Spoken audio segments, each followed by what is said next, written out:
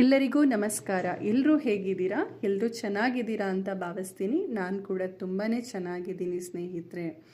ಹಾಗೆ ಈ ಒಂದು ವಿಡಿಯೋವನ್ನು ಮಾಡ್ತಾ ಇರ್ತಕ್ಕಂಥ ಉದ್ದೇಶ, ಕೆಲವೊಬ್ಬರಲ್ಲಿ ಕೆಲವೊಂದು ಪ್ರಶ್ನೆಗಳು ಮೂಡಿದೆ. ಏನಂತ ಹೇಳಿದ್ರೆ, ಏಕಾದಶಿಯ ದಿನ ಮಾತ್ರವೇ ನಾವು ವ್ರತಾಚರಣೆಯನ್ನು ಮಾಡೋ ಅಂಥದ್ದು, ಏಕಾದಶಿ ದಿನ ಮಾತ್ರ ನಾವು ಉಪವಾಸವನ್ನು ಮಾಡೋ ಅಂಥದ್ದ, ಅವತ್ತಿನ ದಿನ ನಾವು ಈರುಳ್ಳಿ ಬೆಳ್ಳುಳ್ಳಿ ಎಲ್ಲ ಮಾಂಸ ಒಂದು ಸೇವನೆ ಎಲ್ಲವನ್ನೂ ಕೂಡ ಬಿಟ್ಟು ದಶಮಿ ಮತ್ತು ದ್ವಾದಶಿಯ ದಿನ ಎಲ್ಲವನ್ನೂ ತೆಗೆದುಕೊಳ್ಬೋದಾ? ಈ ಥರದ ಕೆಲವೊಂದು ಪ್ರಶ್ನೆಗಳು ಕಾಡ್ತಾ ಇರುತ್ತೆ. ಸೊ ಆ ಎಲ್ಲ ಪ್ರಶ್ನೆಗಳಿಗೆ ನಾನು ನನಗೆ ಗೊತ್ತಿರುವಂತಹ ಕೆಲವೊಂದು ನಿಯಮಗಳನ್ನು ಹೇಳ್ಕೊಡ್ತೀನಿ. ಹಾಗೆ ಯಾವ ರೀತಿಯಾಗಿ ನಾವು ಆಹಾರವನ್ನು ಸೇವಿಸುವಂಥದ್ದಾಗಿರ್ಬೋದು, ಅದೆಲ್ಲದನ್ನು ಕೂಡ ನಾನು ನಿಮಗೆ ತಿಳಿಸ್ಕೊಡ್ತೀನಿ ಸ್ನೇಹಿತರೆ. ಹಾಗಾದರೆ ಬನ್ನಿ ಈ ವಿಡಿಯೋವನ್ನು ಸ್ಟಾರ್ಟ್ ಮಾಡೋಣ. ಅದಕ್ಕಿಂತ ಮುಂಚೆ ಯಾರೆಲ್ಲ ನನ್ನ ಚಾನಲ್ನ ಸಬ್ಸ್ಕ್ರೈಬ್ ಮಾಡಿಲ್ಲ, ಈ ಕೂಡಲೇ ನನ್ನ ಚಾನಲ್ನ ಸಬ್ಸ್ಕ್ರೈಬ್ ಮಾಡಿ ಸಪೋರ್ಟ್ ಮಾಡಿ ಸ್ನೇಹಿತರೆ. ಮೊದಲನೆಯದಾಗಿ ಏಕಾದಶಿಯ ಬಗ್ಗೆ ನಾವು ತಿಳ್ಕೊಳ್ಳೋಣ. ಏಕಾದಶಿಯ ದಿನ, ಈ ಒಂದು ಏಕಾದಶಿ ಅಂತ ಹೇಳಿದ್ರೆ, ಏಕ ಅಂದರೆ 1, ದಶ ಅಂದರೆ 10, 11 ದಿನಗಳಿಗೆ ಬರ್ತಕ್ಕಂತಹ ಈ ಒಂದು ದಿನವನ್ನು ನಾವು ಏಕಾದಶಿ ವ್ರತವನ್ನಾಗಿ ಆಚರಣೆ ಮಾಡ್ತೀವಿ. ಹಾಗೆ ಇಂದು ಅಂದರೆ ಮೇ 23, 2025 ಶುಕ್ರವಾರ, ಅಂದರೆ ಇಂದು ಏಕಾದಶಿಯಾಗಿದ್ದು ಈ ವ್ರತವನ್ನು ನಾವೆಲ್ಲರೂ ಕೂಡ ಆಚರಣೆ ಮಾಡ್ತೀವಿ. ಏಕಾದಶಿ ವ್ರತವನ್ನು ಪ್ರತಿಯೊಬ್ಬರೂ ಕೂಡ ಆಚರಣೆ ಮಾಡುವಂಥದ್ದು ಬಹಳನೇ ಉತ್ತಮ. ಒಂದು ವೈಜ್ಞಾನಿಕ ರೀತಿಯಲ್ಲಾಗಿರ್ಬೋದು, ಧಾರ್ಮಿಕ ರೀತಿಯಲ್ಲಾಗ್ಬೋದು, ಎಲ್ಲ ರೀತಿಯಲ್ಲೂ ಕೂಡ ಬಹಳನೇ ಉತ್ತಮವಾಗಿರುತ್ತೆ.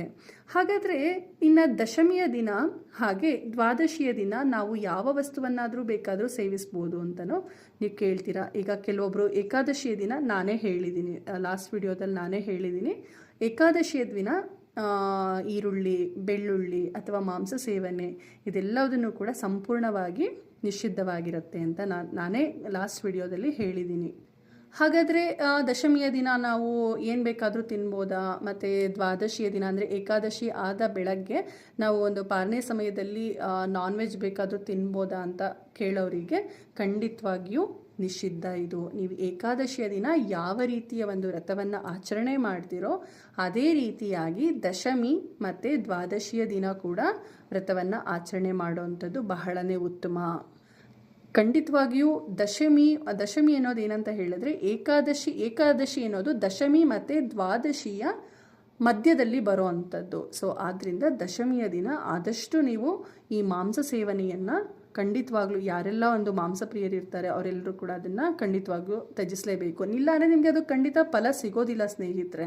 ಸುಮ್ಮನೆ ಏಕಾದಶಿ ದಿನ ಒಂದಿನ ಉಪವಾಸ ಮಾಡಿಬಿಟ್ಟು ನಾನು ದೇವ್ರನ್ನ ಪೂಜೆ ಮಾಡ್ತೀನಿ ಅಂತ ಹೇಳಿದ್ರೆ ಖಂಡಿತವಾಗಿಯೂ ಅದು ಫಲ ಸಿಗೋದಿಲ್ಲ. ಅಥವಾ ದಶಮಿ ಮತ್ತು ಏಕಾದಶಿಯ ದಿನ ಉಪವಾಸ ಇದ್ದು ನಾನು ದ್ವಾದಶಿಯ ದಿನ ಏನು ಬೇಕಾದರೂ ತಿನ್ಬೋದು, ನಾನು ಮಾಂಸ ಸೇವನೆ ಮಾಡ್ಬೋದು, ಅಥವಾ ನಾನು ಹೊರಗಡೆ ಇಲ್ಲಾದರೂ ಊಟ ಮಾಡ್ಬೋದು ಅಂತ ಹೇಳಿದ್ರೆ ಅದು ಖಂಡಿತ ಅದು ಫಲ ಸಿಗೋದಿಲ್ಲ. ನೀವು ಮಾಡಿರ್ತಕ್ಕಂಥ ಒಂದು ಉಪವಾಸ ಫಲ ನಿಮ್ಮ ಮನೆಯವರಿಗೆ ನಿಮಗೆಲ್ಲರಿಗೂ ಫಲ ಸಿಗಬೇಕು ಅಂತ ಹೇಳಿದ್ರೆ ಈ 3 ದಿನಗಳು ಕೂಡ ಯಾರು ಕಟ್ಟುನಿಟ್ಟಾಗಿ ವ್ರತವನ್ನು ಆಚರಣೆ ಮಾಡ್ತಾರೋ ಖಂಡಿತವಾಗಿಯೂ ಅವರಿಗೆ ಮತ್ತು ಅವರ ಕುಟುಂಬದವರಿಗೆ ಬಹಳನೇ ಒಳ್ಳೆಯದಾಗುತ್ತೆ. ಇದೆಲ್ಲ ನಾವು ಧಾರ್ಮಿಕ ಪುರಾಣಗಳಲ್ಲಿ ನಾವು ತಿಳ್ಕೊಬೋದು ಓದಿ.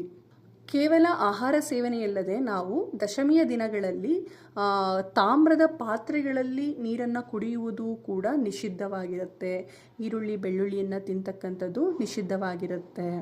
ಹಾಗಾದರೆ ಅನ್ನ ತಿನ್ಬೋದಾ ನಾವು ದಶಮಿಯ ದಿನ ಅಂತ ಹೇಳಿದ್ರೆ ಖಂಡಿತವಾಗಿಯೂ ಸ್ನೇಹಿತರೆ, ಆ ಒಂದು ದಿನ ಅನ್ನವನ್ನು ನಾವು ಸೇವಿಸ್ಬೋದು.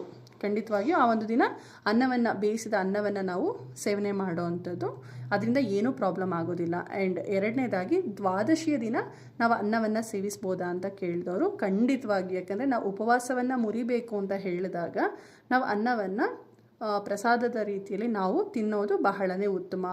ಹಾಗೆ ದಶಮಿಯ ದಿನ ನಾವು ಯಾವ ರೀತಿಯಾಗಿ ಪ್ರತಿದಿನವೂ ಮನೆಯಲ್ಲಿ ಯಾವ ರೀತಿ ದೇವ್ರ ಪೂಜೆಯನ್ನು ಮಾಡ್ತೀವೋ ಸೊ ಅದೇ ರೀತಿಯಾಗಿ ದೇವ್ರ ಪೂಜೆಯನ್ನು ಮುಗಿಸಿ ನಾವು ಮಾಮೂಲಿ ಏನು ಆಹಾರಗಳಿರುತ್ತೆ, ನಮ್ಮ ಆಹಾರ ಪದ್ಧತಿಗಳು ಏನೇನಿರುತ್ತೆ, ಈಗ ಕೆಲವೊಬ್ಬರು ಚಪಾತಿಯನ್ನು ತಿಂತಾರೆ, ಕೆಲವೊಬ್ಬರು ಅನ್ನವನ್ನು ತಿಂತಾರೆ, ಕೆಲವೊಬ್ಬರು ಮುದ್ದೆಯನ್ನು ತಿಂತಾರೆ, ಕೆಲವೊಬ್ಬರು ಗಂಜಿಯನ್ನು ಕುಡಿತಾರೆ. ಸೊ ಆ ರೀತಿಯಾಗಿ ಮಾಡೋ ಅಂಥದ್ದಾಗಿರುತ್ತೆ. ಅವರವರ ಒಂದು ಆಹಾರ ಪದ್ಧತಿ ಏನೇನಿದೆ ಆ ಥರ. ಆದರೆ ಖಂಡಿತವಾಗಿಯೂ ಕೂಡ ನಾನು ಮೊದಲೇ ಹೇಳದ್ನಲ್ಲ, ಈ ಮಾಂಸ ಸೇವನೆ, ಮದ್ಯ ಸೇವನೆ ಇದೆಲ್ಲದೂ ಕೂಡ ಸಂಪೂರ್ಣವಾಗಿ ನಿಷಿದ್ಧವಾಗಿರುತ್ತೆ. ಆದರೆ ಏಕಾದಶಿಯ ದಿನ ನಿರ್ಜಲ ಉಪವಾಸವನ್ನು ಯಾರು ಮಾಡ್ತಾರೆ, ನಿರ್ಜಲ ಅಂತ ಹೇಳಿದ್ರೆ ನೀರನ್ನೂ ಸಹ ಸೇವನೆ ಮಾಡದೆ ಯಾರು ಉಪವಾಸ ವ್ರತವನ್ನು ಮಾಡ್ತಾರೋ ಖಂಡಿತವಾಗಿಯೂ ಅವರ ಇಷ್ಟಾರ್ಥಗಳು ಸಿದ್ಧಿಯಾಗುತ್ತೆ ಅನ್ನೋದರಲ್ಲಿ ಯಾವುದೇ ರೀತಿ ಅನುಮಾನನೇ ಇಲ್ಲ ಸ್ನೇಹಿತರೆ. ಖಂಡಿತವಾಗಿಯೂ ನೀವು ಕೂಡ ಒಂದು ಪ್ರಯತ್ನ ಪಟ್ಟು ನೋಡಿ. ನಿಮಗೆ ಒಂದು ವೈಜ್ಞಾನಿಕವಾಗಿರ್ಬೋದು, ಬಹಳನೇ ಅದು ಹೆಲ್ತಿಗೆ ಕೂಡ ತುಂಬಾ ಬೆನಿಫಿಟ್. ಇನ್ನು ಧಾರ್ಮಿಕ ರೀತಿಯಲ್ಲಿ ಹೇಳಬೇಕು ಅಂತ ಹೇಳಿದ್ರೆ ವಿಷ್ಣುವನ್ನ ನಮ್ಮ ಹಿಂದೂ ಧರ್ಮ ಗ್ರಂಥಗಳಲ್ಲಿ ಪ್ರಮುಖ ದೇವರಾಗಿ ನಾವು ಪೂಜೆ ಮಾಡೋ ಅಂಥದ್ದಾಗಿರುತ್ತೆ. ಹಾಗೆ ಇನ್ನು ರಾಘವೇಂದ್ರ ಸ್ವಾಮಿಗಳ ಬಗ್ಗೆ ನಮಗೆಲ್ರಿಗೂ ಕೂಡ ಅವರ ಪವಾಡದ ಬಗ್ಗೆ ಅವ್ರ ಬಗ್ಗೆ ಎಲ್ರಿಗೂ ಕೂಡ ಗೊತ್ತಿದೆ. ಅವರು ಏಕಾದಶಿಯ ದಿನ ಸಂಪೂರ್ಣ ನಿರ್ಜಲ ಉಪವಾಸವನ್ನು ಮಾಡ್ತಾರೆ. ಹಾಗಾಗಿನೇ ನೀವು ಕೆಲವೊಂದು ಮಠಗಳಿಗೆ ಮತ್ತು ಮಂತ್ರಾಲಯಕ್ಕೆಲ್ಲ ಹೋದರೆ, ರಾಘವೇಂದ್ರ ಮಠ, ರಾಯರ ಮಠಕ್ಕೆಲ್ಲ ಹೋದರೆ ನಿಮಗೆ ಅವತ್ತು ತೀರ್ಥ ಪ್ರಸಾದ ಆಗಿರ್ಬೋದು ಅಥವಾ ಅಕ್ಷತೆ ಆಗಿರ್ಬೋದು ಯಾವುದನ್ನು ಕೂಡ ಕೊಡೋದಿಲ್ಲ. ಮತ್ತು ದೇವರಿಗೆ ಅಂದರೆ ರಾಯರಿಗೆ ಯಾವುದೇ ರೀತಿಯ ಒಂದು ಅಲಂಕಾರವನ್ನು ಕೂಡ ಮಾಡೋದಿಲ್ಲ. ಕೇವಲ ತುಳಸಿ ಇಟ್ಟು ಪೂಜೆ ಮಾಡ್ತಾರೆ ಅಷ್ಟೇ, ಬಿಟ್ಟರೆ ಬೇರೆ ಯಾವುದೇ ರೀತಿ ಅಲಂಕಾರ, ಹೋಮ, ಧೂಪ, ದೀಪಗಳು ಯಾವುದನ್ನು ಕೂಡ ಕೊಡೋದಿಲ್ಲ. ಆದ್ದರಿಂದ ಏಕಾದಶಿಯ ದಿನ ಆದಷ್ಟು ನಿಮ್ಮ ಕೈಲಾದಷ್ಟು, ಕೆಲವೊಬ್ಬರಿಗೆ ಈಗ ಹೆಲ್ತ್ ಇಶ್ಯೂಸ್ ಇರುತ್ತೆ, ಅವರಿಗೆ ಏನಾದರೂ ಟ್ಯಾಬ್ಲೆಟ್ಸು ಅದು ಇಲ್ಲ ಏನಾದರೂ ತೊಗೊಳ್ಬೇಕಾಗಿರುತ್ತೆ, ಅಂಥವ್ರು ಏನು ಮಾಡ್ಬೋದು, ನಾವು ಏನಾದರೂ ಹಣ್ಣು ಅಥವಾ ಆಹಾರ ಅಂತ ಹೇಳಿದ್ರೆ ಲೈಕ್ ಈ ಏನದು ಅವಲಕ್ಕಿ ಆಗಿರ್ಬೋದು, ನೆನೆಸಿದ ಅವಲಕ್ಕಿ ಆ ಥರದ್ದು ಏನಾದರೂ ತಿನ್ಬೋದಾ ಅಂತಂದರೆ ಖಂಡಿತವಾಗ್ಲೂ ಆಗೋದೇ ಇಲ್ಲ. ಅಂದಿದ್ದ ಪಕ್ಷದಲ್ಲಿ ಸ್ವಲ್ಪ ಹಾಲನ್ನು ಏನಾದರೂ ತೊಗೊಳ್ಬೋದು. ಮತ್ತು ಅಂದರೆ ಹಣ್ಣುಗಳು ಏನು ಬೇಕಾದರೂ ತಿನ್ಬೋದು. ಇನ್ ಕೇಸ್ ನೀವು ಬೆಳಗ್ಗೆ ಬರೀ ಕೇವಲ ಹಣ್ಣು ಮತ್ತು ಹಾಲಲ್ಲಿದ್ದೀರಾ ಅಂತ ಹೇಳಿದ್ರೆ ರಾತ್ರಿ ಸಮಯಕ್ಕೆ ನೀವೇನಾದರೂ ಸ್ವಲ್ಪ ಏನಾದರೂ ಬೆಲ್ಲ ಮತ್ತು ಬಾಳೆಹಣ್ಣು ಹಾಗೆ ಸ್ವಲ್ಪ ಅವಲಕ್ಕಿ ಎಲ್ಲದನ್ನು ಮಿಕ್ಸ್ ಮಾಡಿಕೊಂಡು ಸ್ವಲ್ಪ ರಸಾಯನದ ಥರ ಮಾಡ್ಕೊಂಡು, ಸ್ವಲ್ಪ ತೆಂಗಿನಕಾಯಿ ಎಲ್ಲ ಹಾಕ್ಕೊಂಡು ರಸಾಯನ ಥರ ಮಾಡಿಕೊಂಡು ತಿನ್ಕೊಳ್ಬೋದು. ಬಟ್ ಬೇಯಿಸಿದ ಆಹಾರ ಸಂಪೂರ್ಣವಾಗಿ ನಿಷಿದ್ಧವಾಗಿರುತ್ತೆ ಏಕಾದಶಿ ದಿನ.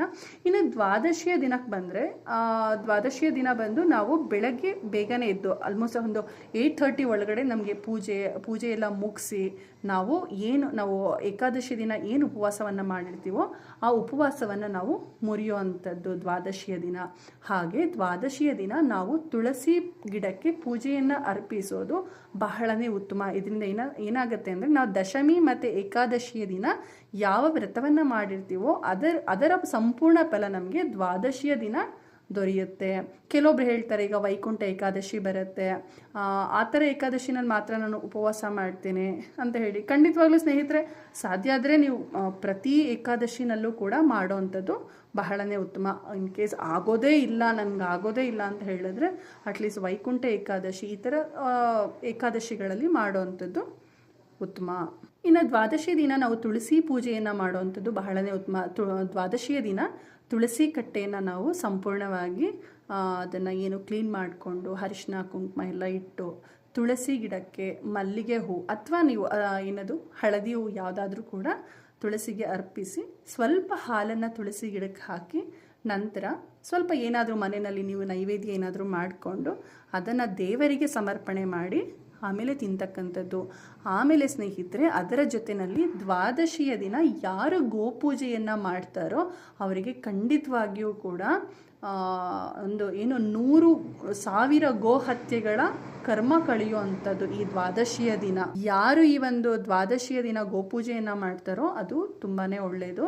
ಏನಂತ ಹೇಳಿದ್ರೆ ದ್ವಾದಶಿಯ ದಿನ ಯಾರು ಸಾಧ್ಯ ಆದರೆ ಗೋವನ್ನು ಮನೆ ಹತ್ರ ಕರ್ಕೊಂಡು ಬಂದು ಅವರಿಗೆ ಅದನ್ನೆಲ್ಲ ಶುದ್ಧ ಮಾಡಿ ಅದಕ್ಕೆ ಅರಿಶಿನ ಕುಂಕುಮ ಎಲ್ಲ ಇಟ್ಟು ಹೂ ಕೊಟ್ಟು ಬಾಳೆಹಣ್ಣನ್ನು ತಿನ್ನಿಸಿ, ಅಥವಾ ನಿಮಗೆ ಸಾಧ್ಯ ಆಯಿತು ಅಂತ ಹೇಳಿದ್ರೆ ಬಾಳೆಹಣ್ಣು, ತೆಂಗಿನಕಾಯಿ ಮತ್ತು ಬೆಲ್ಲವನ್ನು ಸೇರಿಸಿ ಸ್ವಲ್ಪ ರಸಾಯನ ರೀತಿಯಲ್ಲಿ ಮಾಡಿ ಅದಕ್ಕೆ ಕೊಟ್ರಿ ಅಂತ ಹೇಳಿದ್ರೆ ಅದು ಯಾವುದೋ ಒಂದು ರೀತಿಯಲ್ಲಿ ಆಶೀರ್ವಾದ ಮಾಡುತ್ತೆ. ಯಾಕಂತ ಹೇಳಿದ್ರೆ ಹಸು ಅಂತ ಅಂದರೆ ಸುಮ್ಮನೆ ಅಲ್ಲ, ಕಾಮಧೇನು, ಅದು ಕೇಳಿದ್ದನ್ನೆಲ್ಲ ಕೊಡೋ ಅಂಥದ್ದು.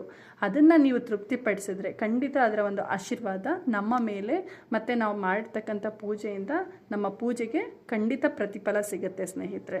ಗೋಪೂಜೆಯನ್ನು ಮಾಡಿದ ನಂತರ ಅದಕ್ಕೆ ನೈವೇದ್ಯವನ್ನು ಅರ್ಪಿಸಿದ ನಂತರ ಅದರ ಪಾದಗಳಿಗೆ ನಾವು ನಮಸ್ಕಾರ ಮಾಡ್ಕೊಳ್ತಕ್ಕಂಥದ್ದು ಬಹಳನೇ ಉತ್ತಮ.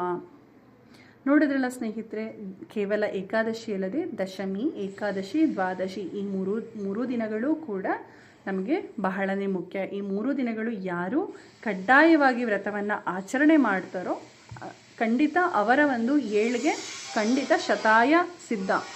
ನೋಡಿದ್ರಲ್ಲ ಸ್ನೇಹಿತರೆ, ನನಗೆ ತಿಳಿದಿರ್ತಕ್ಕಂಥ ಕೆಲವೊಂದು ಮಾಹಿತಿಗಳನ್ನ ನಾನು ತಿಳಿಸ್ಕೊಟ್ಟಿದ್ದೀನಿ. ಇನ್ನೂ ಕೆಲವೊಂದು ವಿಚಾರಗಳಿವೆ, ಅದನ್ನು ನೆಕ್ಸ್ಟ್ ವಿಡಿಯೋದಲ್ಲಿ ನಾನು ಅಪ್ಲೋಡ್ ಮಾಡ್ತಾ ಹೋಗ್ತೀನಿ. ಸೊ ನನ್ನ ಮತ್ತಷ್ಟು ವಿಡಿಯೋಗಳಿಗಾಗಿ ನನ್ನ ಒಂದು ಚಾನಲ್ನ ಸಬ್ಸ್ಕ್ರೈಬ್ ಮಾಡಿ. ಧನ್ಯವಾದಗಳು.